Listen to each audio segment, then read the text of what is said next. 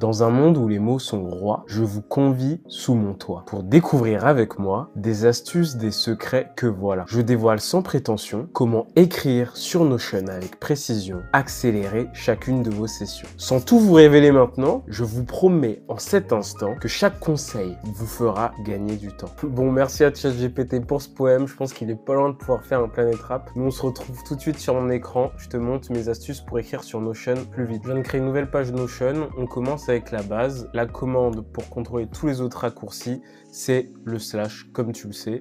Avec ça, tu vas pouvoir mettre des éléments texte, des images, faire appel à n'importe quelle intégration, des tableaux, créer des sous-pages, peu importe. Tu peux tout faire avec. Si tu as envie de revenir en arrière, tu fais CTRL Z ou commande Z selon ton ordinateur. Si tu veux faire appel à l'IA, c'est tout simple, espace. Et tu peux demander à Notion d'écrire un poème de fin de vidéo.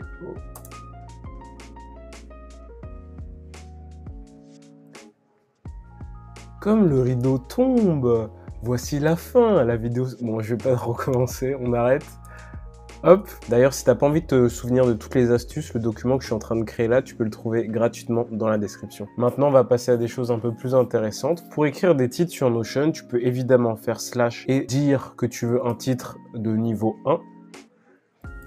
Comme ceci, mais tu peux aussi faire un dièse, faire entrer et ça aura le même effet. Pour rappel, sur Notion, tu as 3 niveaux de titres différents. Donc si je mets 2 dièses, j'aurai le niveau 2.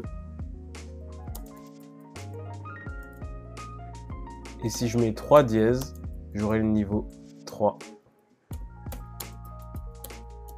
Facile, non? Imaginons maintenant que je vais écrire du texte en gras, j'ai juste à faire étoile, étoile, ne pas faire d'espace, écrire directement ce que je souhaite et terminer par étoile, étoile et comme par magie, mon texte devient gras. Si je veux utiliser l'italique, juste à faire une seule étoile, écrire mon texte et mon texte se transforme. Tu peux aussi utiliser le tiré du bas ou le tiré du 8, je ne sais pas comment on dit.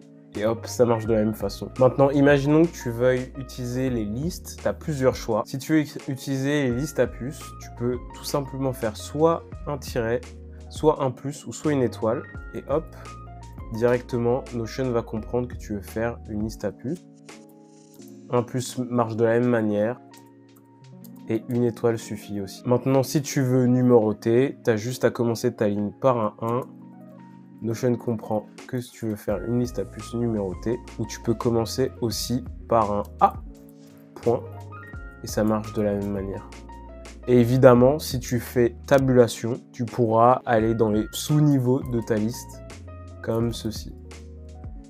On peut aller assez loin comme ça. D'ailleurs, petit fun fact, il y a pas mal de raccourcis que je te montre tout de suite qui viennent en réalité du Markdown. Le Markdown, à la base, c'est un langage pour formater ton texte qui te permet justement, sans devoir utiliser la souris, mettre en forme ce que tu écris. Donc c'est possible que si tu utilises un autre logiciel, par exemple Obsidian, tu retrouves les mêmes types de raccourcis. J'ai dit que certains raccourcis venaient du Markdown parce que pour d'autres, Notion a tout simplement décidé d'en faire qu'à sa tête. Donc par exemple en Markdown, pour faire une citation, on utiliserait le petit crocodile, alors que sur Notion, pour faire une citation, tu peux utiliser l'apostrophe.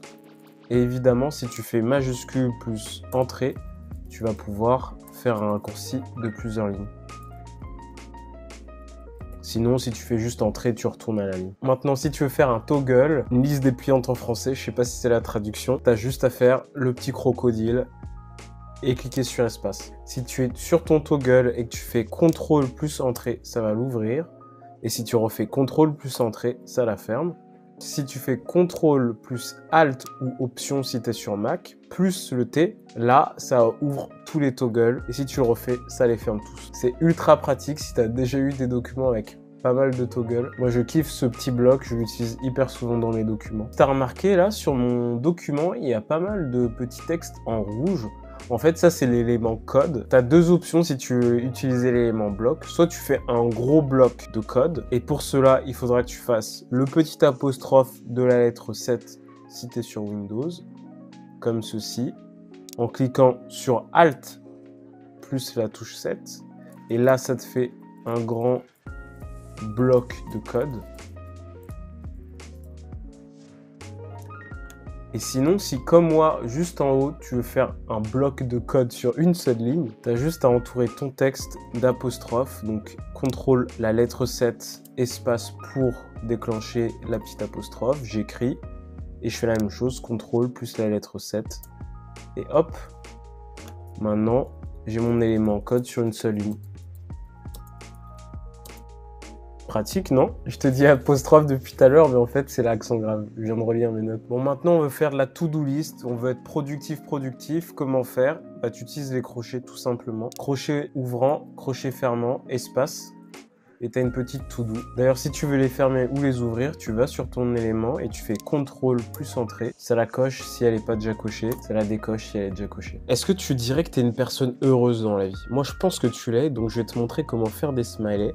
Tu fais 2 points et puis après il faudra le mettre en anglais ou en français si ton Notion est configuré en français. Et tu as juste à écrire le mot par exemple joy et hop, entrée. Est-ce que c'est pas beau? C'est pas beau? Elle est pas belle la vie? Comme disait le grand Charlie Chaplin, une journée sans rire est une journée perdue. Eh bien il avait raison le petit Charlie, il avait raison. Donc ce que je te propose c'est qu'on va séparer ce petit bonhomme, Monsieur le Smiley, de toute négativité en mettant un séparateur. Comment mettre des séparateurs dans Notion? Tirer du 6, 3 fois, hop, magnifique.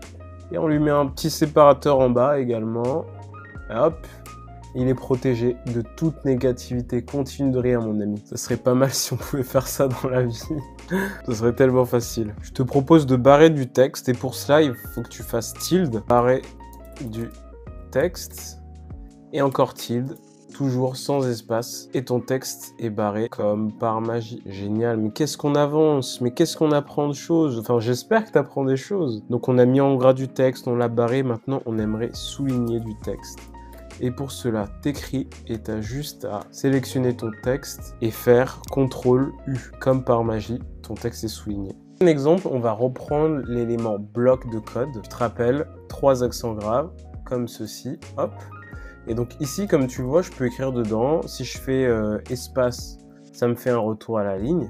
Et imaginons que moi, maintenant, je vais sortir de cet élément bloc pour continuer à la suite de mon document. Comment faire? C'est simple, tu as juste à faire Shift plus Entrée. Et là, tu sors de ton élément. Shift, c'est aussi majuscule. Mais maintenant, si je fais Shift plus Entrée, quand j'écris par exemple du texte, il va se passer un autre comportement. C'est-à-dire que je vais sauter des lignes, mais Notion va comprendre que là, je suis toujours dans le même élément bloc de texte, en l'occurrence. Alors que si je fais juste Entrée, tu vois, sans faire le Shift, la majuscule, là, Notion va comprendre que c'est 2 éléments distincts. Et tu vois, si je déplace cet élément bloc, le début du bloc et la fin du bloc vont se déplacer.